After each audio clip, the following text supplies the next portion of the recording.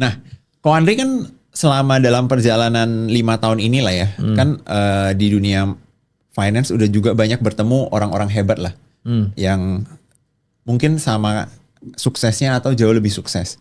Nah, yang bikin gue penasaran itu adalah dari banyak orang-orang sukses yang Ko Andri temui, apakah mereka semua itu mirip, sama, atau beda-beda? Beda-beda. Ada nggak satu benang merah sifat orang sukses gitu, atau nggak ada? Sifat orang sukses ada. Apa tuh? Benang merahnya kalau yang kaya banget ya, Iya. di saham ya, rata-rata mereka berani. Oke. Berani banget. Cuma menurut gua nggak ada yang sama.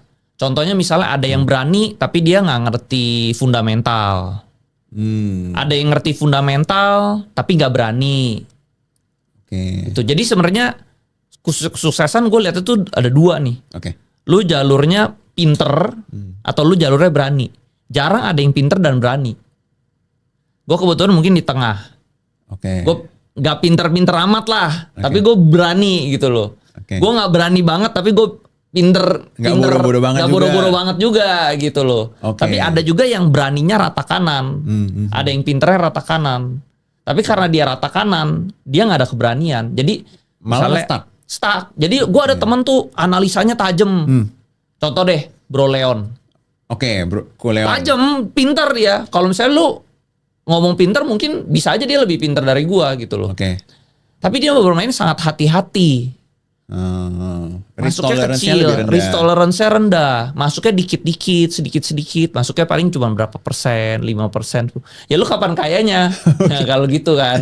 Oke. Ada juga teman gue misalnya yang lain lah, yang trader tuh. Jago, berani banget. Beraninya rata kanan bro. Oke. Margin. Nah terlalu berani, tapi dia nggak ada hitungan ininya. Jadinya kayak Hitungan penjudi bisnisnya. doang. Jadi kayak penjudi. Sekali untung besar, sekali rugi besar. Gitu. Nah, gue kebetulan di tengah-tengah lah.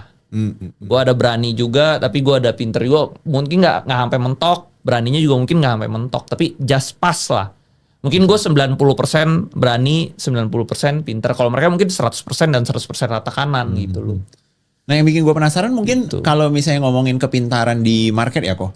Misalnya cara analisa itu kan bisa dipelajarin ya. Bisa. Tapi kalau berani ini gimana dilatih? Let's say misalnya Ko Leon deh. Kan tadi kan kita bahas Ko Leon. Bagaimana caranya kita membantu Ko Leon ini Jadi menjadi berani. lebih berani? Ada nggak caranya? Keberanian susah bro dilatih. Oh, gitu. Itu lu harus ada otak yang kayak gue mau ngalahin siapa.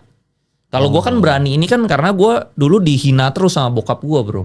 Oke. Dihina terus kayak misalnya lu kalau miskin lu jangan ngomong gitu loh. Lu kalau misalnya ya dulu gue sering dibanding-bandingin lah sama anak lain lah gitu loh. Nah, Jadi gue sekarang dihina-hina terus itu gue kayak oh lu lihat ya one day gue harus ngalahin lu. Nah masalah standar dia tuh tinggi banget bro. Mungkin kalau bokap misalnya kalau orang lain ya mungkin orang tuanya tuh standarnya biasa aja. Orang tuanya biasa-biasa aja. Jadi dia gampang dikalahin. Nah bokap gue tuh standarnya kan lumayan tinggi. Dia aja punya perusahaan IPO ada 2 bro. Kalau gue beraninya setengah-setengah nggak mungkin bisa kalahin dia. Oke. Jadi berani gue juga harus ekstrem kanan juga. Kalau menurut Ko Andri Hakim sendiri Gitu. udah Jadi- ngalahin atau belum? Menurut gue udah ngalahin sih. Oh gitu. Kalau di cash udah lah. Oke, berarti Liquid ini cash udah. Andri Hakim. Mungkin kalau aset belum. Oke. Karena kan orang zaman dulu kan beli Nyimpen. tanah murah-murah, nyimpen, harga tanah naik. Tapi kan harga tanah nggak liquid bro. Oke. Nggak liquid kan. Berarti chapternya masih berlanjut. Iya. Ini penonton ngiranya chapter Ko Andri Hakim mengejar papanya itu udah mau berakhir nih, udah Menurut end gue of tapi the udah arc berakhir. gitu. Udah berakhir. Udah. Kayak misalnya kalau mobil sports, udah. Oke. Kalau rumah, udah mirip lah. Sama bokap gue kan juga rumah gede lah, 1000-an meter lebih kan. Makanya gue juga, ngalahin berikutnya apa? Gue harus punya rumah 1000 meter lebih juga. Ah, gue kalahin gitu loh. Oke. Jadi karena bokap gue standarnya tinggi, gue harus beraninya juga lebih dari orang-orang biasa. Kalau beraninya kayak biasa-biasa nggak bisa. Tuh. Mungkin kalau Bro Leon kan nyaman Oke. gitu. Jadi comfort itu nggak bakal bisa kita bikin kita haus gitu loh. Lu haus itu kan lu harus galak gitu loh. Ibarat kayak singa lah. Oke. Kalau singa yang kenyang nggak bakal bisa nggak galak dia. Lu harus, singa ini harus lapar baru keluar sifat singanya gitu.